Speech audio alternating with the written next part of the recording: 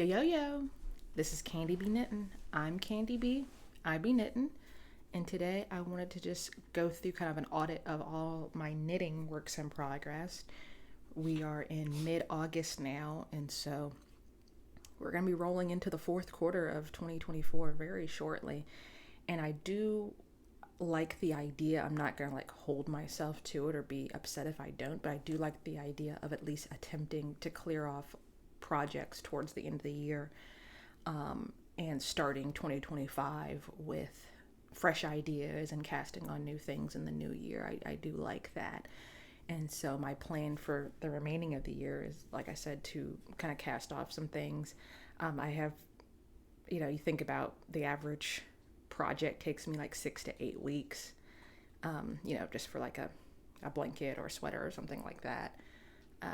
Coupled with the fact that, holidays and kids going back to school, et cetera, et cetera, et cetera. There's only so many weekends left in the year. And so, kind of thinking about how to wrap some things up.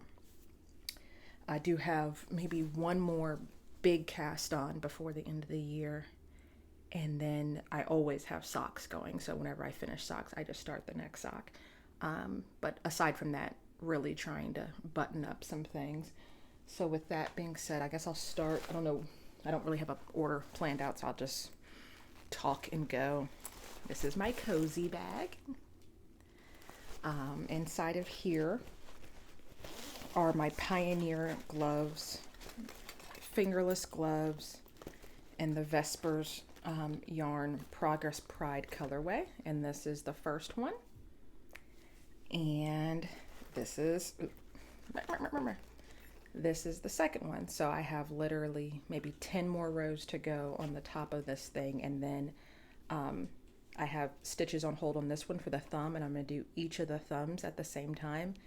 And this will probably be done by the end of this coming week. This is Sunday now, so by Saturday these will be done. Finish the hand, go back and do both of the thumbs. And my plan for the thumbs, because this is, hand dyed, hand painted stripes. So this is kind of precious yarn to me. And so I don't want to waste a lot of length casting on just a few stitches to do the thumb. And so I've just taken some, this is Hobie's just sock yarn. And so I'm just going to do both of the thumbs in just a generic black. And then the next plan with this, the reason I like the Pioneer gloves so much is because I'm doing not even just the long version. It comes in like a little short version that stops here and then a few more inches for a long version. I'm doing an even longer version. And if you have just a little bit of fingering weight sock yarn, this pattern takes like 50 grams. And so I'll be able to get some nice length fingerless gloves out of this and have a decent amount left over, because Mr. Rulud has been coveting this yarn the whole time. He has been very keen on getting some rainbow socks, and so I'm going to use the rest of this, split it in half, and at least use the top of it, because your socks are going to be in your shoes. He doesn't wear socks and sandals. I'll at least be able to do the top of 2 rainbow socks with the rest of this, and then that's where the black yarn comes in. I'm just gonna, like I said, split this in half, knit the top of some socks until I run out of this, and then use the black for the rest of the part that would go into your foot. And so I'm going to be able to use all of this yarn for 2 very special projects, and so I'm very excited about that. And that'll be a wrap on that project for this year. And like I said, I always have socks going. And if I do those rainbow socks for Mr. Rulud, then he wants a pair of black and white striped socks. And then I just cast these on because I forget where we were going, but I just needed a generic, easy sock pattern because I'm always knitting socks, as I said before. And so this is going to be pair 5, 6, and this is the 7th pair. So the rainbow socks, black and white striped socks, and then this pair of socks for Mr. Rulud. This is literally just the beginning a Stephen West free sock pattern. It'll be linked below. And this is some knit picks, Felici, and some knit picks. I think this is Hawthorne, or no, this is the Essential, which they don't make anymore. I think the Hawthorne is like kind of a takeoff on this, but this is like their hand-dyed tonal yarn that they do. And so I'll be working on this. And that'll just be my, once I'm finished with those fingerless gloves, this will be like my work lunch break project slash taking the kids to the park project, in the car knitting project, etc., etc. And once I finish these, I'll probably start on the black and white ones, and then once I finish the gloves, so I might have 2 or 3 sock projects going on at the same time, which is nice too, because I get to like the heel part and I want to, you know, focus on the heel, and I can do the leg of a sock, you know, without really thinking much about it. So that's that. The next project has been like my weekend project, and this one kind of has a timeline on it because apparently Mr. Rulud wants to wear this for Halloween. This is the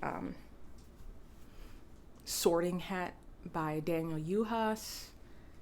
This is going to be Mr. Rulud's adventure hat, and it's just kind of like a witch hat, cone at the top. Then you go into like circular increases for the brim of the hat. It's kind of scrunched up on needles right now, so I can't really, let me see.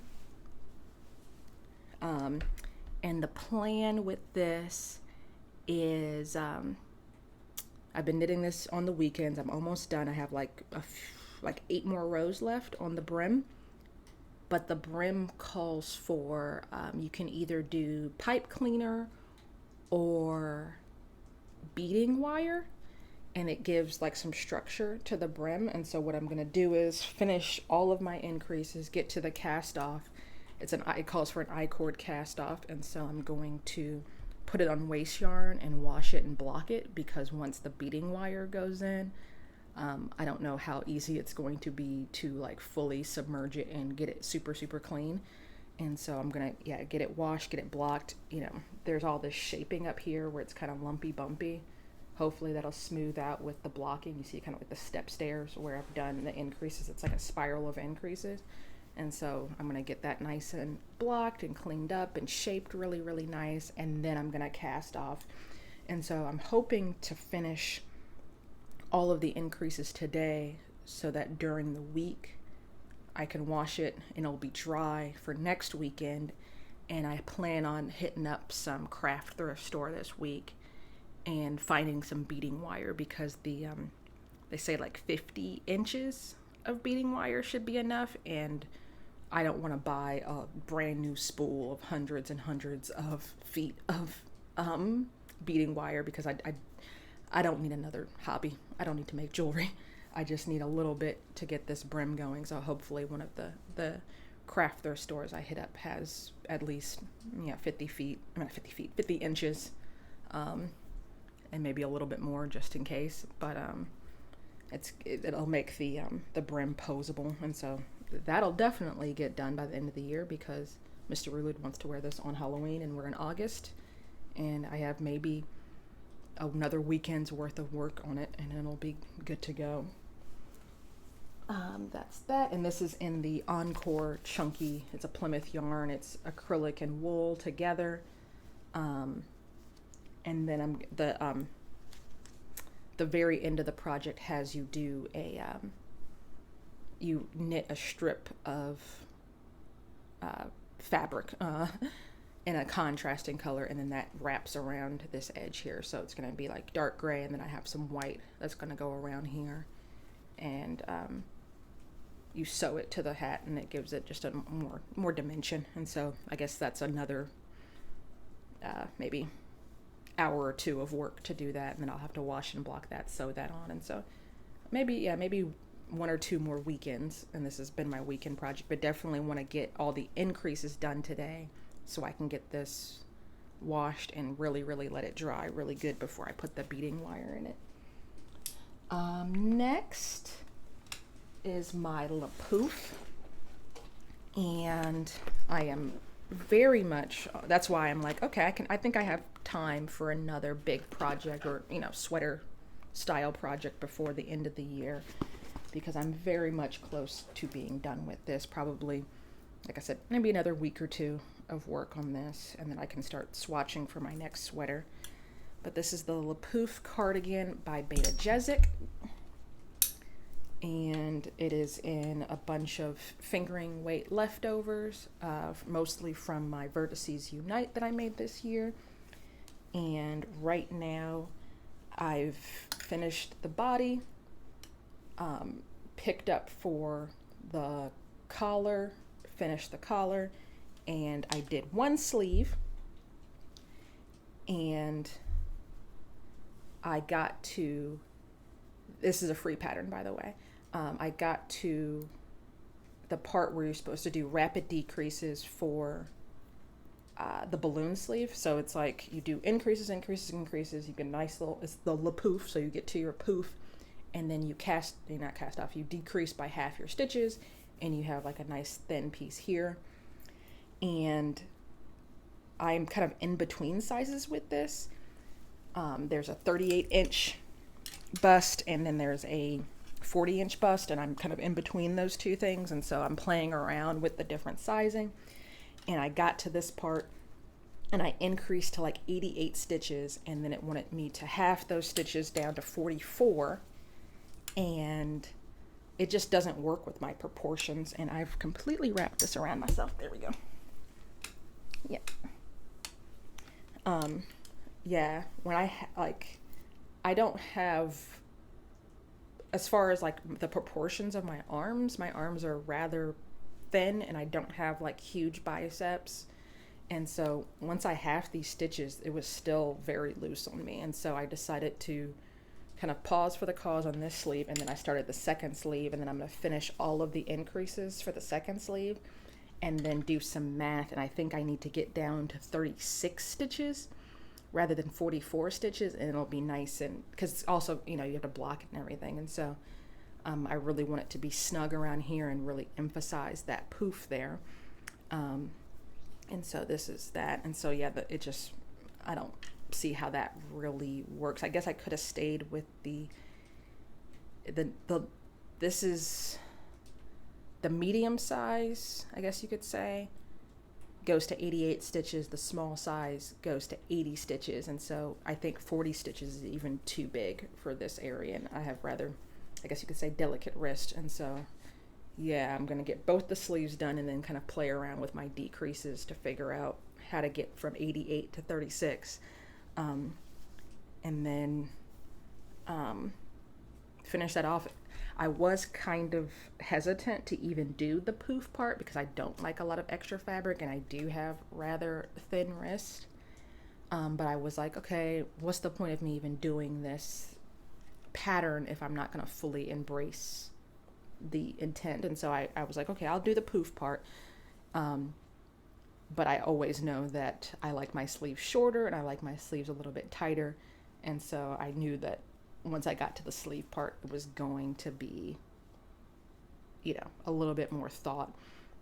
The other thing too is in this pattern, they talk about, or she talks about, doing the increases to get the Pouf part. And in her pattern, she says the increases should get you down to your wrist, and then you do the decreases. And so it's a very kind of slouchy, grungy type fit to it, and the sleeve comes down over your hand, and I do not care for that. And so I started the increases. I think I was watching Fat Squirrel Speaks, and she was saying that if you don't have a very big differential between your bicep and your forearm, usually patterns are more built for that, and so you'll get down to your elbow and then start doing decreases, and that always makes my sleeves way too long, especially considering the fact I don't like super long sleeves. And once again, I think it was Fat Squirrel Speaks. It could have been anybody because I watch a lot of YouTube. And she was saying that if you don't have that big differential, you should probably start it in the middle of your bicep. And so that's what I did here. I started in the middle of my bicep, did the increases, and it got me exactly to where I want it to be. And also this is going to block it. And then it's going to block open up the stitches. This is superwash yarn, so it will grow. And at the same time, the thing to think about, even when you swatch for a project, is that the weight of the garment is going to affect the drape of it as well. So you can do a 4x4 swatch and be like, okay, this is my gauge, this is how big my finished garment's going to be. But then once you knit a, something out of, 500 grams of yarn, the whole thing is going to, stretch under the weight. Your body is pulling in different ways. And so I really am very mindful about how long my sleeves are going to be, because I know that weight is just going to pull everything down, and then, you're sitting at your computer and you're pulling on your sleeves and stuff. And sometimes you're putting on layers underneath your sweater. So I'm just very cognizant of length and drape and weight and just how my body responds to those things. I have like a little nugget of yarn hanging off the sleeve where I didn't quite finish the sleeve yet. But I'll go very much into detail on that project when it's done and washed and blocked, and you can see all the things I've done. Last but certainly not least is my Kagan's quilt. This will not get done by the end of the year. I'm not even going to put that pressure on myself, because it was supposed to be a long-term project, and I have not worked on it consistently all year long. And so my goal is to at least start working on it more consistently. But at the same time, I know that this is a long-term project. The idea being that I don't know if you've ever gone through like a bad breakup, but they always say like, however long you were together, it takes half that time to get over that person. And the same thing kind of goes for finishing knitting projects. Like you knit or you crochet or whatever you're working on, and you should plan on spending at least half that time finishing things properly, so that you don't feel like your time was wasted. After doing all of those stitches, buying the yarn, investing all of that time, you don't want to like rush the weaving in of ends, the seaming, the washing, the blocking, all of those little finishing things. So right now, just as a reminder, this is the big boy. This is what took most of my time, and I still have lots of ends to weave in on this. This is the first motif, and it's 16 squares all seamed together. And that took me the most time, because I had to figure out what kind of star pattern I wanted to do, how I want my colors laid out. Did that. And then I have a million ends to weave in, which is fine. Then this is the second one I worked on. And this is Kagan's Quilt by Carolyn Bloom. And this yarn is Tony Lipsy's Happy Place yarn. And it's a wool cotton blend. This is the second motif. This is all knit in one continuous part, which was a little bit better for me. And have not blocked this square yet. My idea is to finish all of the blocks. Obviously, this one was washed and blocked because I had to seam all the squares together. But then my idea is to finish the last 3 motifs and then try to block them all to the same size as this one, so that they seam together really nicely. So this is this one. And then, if you recall, I had to make some tough choices, because I was just like, I'm going to be tight on yarn, and I want to, this is going to be like my blanket that's on my bed. And so I really wanted to be thoughtful about making it exactly the way I wanted to make. A lot of times, especially like, with my Pouf cardigan, I think about like, I can use this scrap here, this scrap there, whatever color comes out, it's fine. It's just like a amalgamation of color, whatever. But with this, I really want it to be something that will stand the test of time. Every day I look at it and lay down my bed, make my bed, I want it to put a smile on my face. So I'm just like, let me get this done the way I want to get it done. And so I needed to order more yarn for that in order to be true to my vision.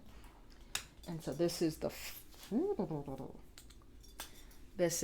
third motif, and it's just going to be a bunch of stripes on the bias.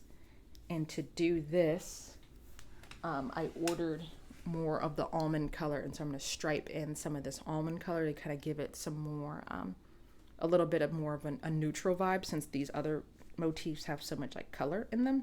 And so I'm going to, this is going to be the yellow melange, and then I'm going to have a stripe of almond, and then I'm going to have the yellow solid, and then I'm going to have another stripe of almond, and then I'm going to have the red and the red melange finish it out. And then my last motif will have all the cool colors I have left over mixed in with the almond. And I think that's going to be really nice. And I'm pretty confident I now have enough yarn to execute what I want without sacrificing, kind of, like I said, my vision.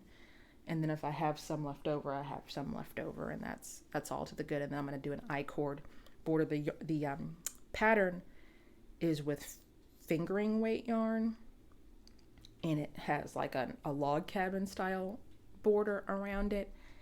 And this is DK weight yarn knit on size 8 needles, so this is going to be much bigger than the original pattern. And so I'm just going to do an I-cord border, and I think that's going to be really nice in the almond color. And so that's also why I wanted to introduce more almond, so when I did the I-cord, it kind of tied together a little bit nicer. That's all I really wanted to talk to y'all about. I just wanted to come in quick and kind of think through what I have going on and what I have left going on. Like I said, I'm thinking one more kind of big cast on, and that's going to be something with this hand spun here. I need to do some swatching and some planing with this, and we'll do that. And then the only other things I really want to cast on are a couple of socks I talked about. And then other than that, I'm just going to keep chugging along, you know, especially as I get closer to, like, you know, Labor Day, Thanksgiving, Christmas, you know, all those holidays towards the end of the year. I think I'll have lots of time to kind of work on this and just kind of putz around without a lot of pressure on myself. But I don't want to get too ambitious with it. And then start the ground running in January. I'm already kind of planning what I want Q1 of 2025 to look like. But let me know in the comments, what are you working on? Are you already?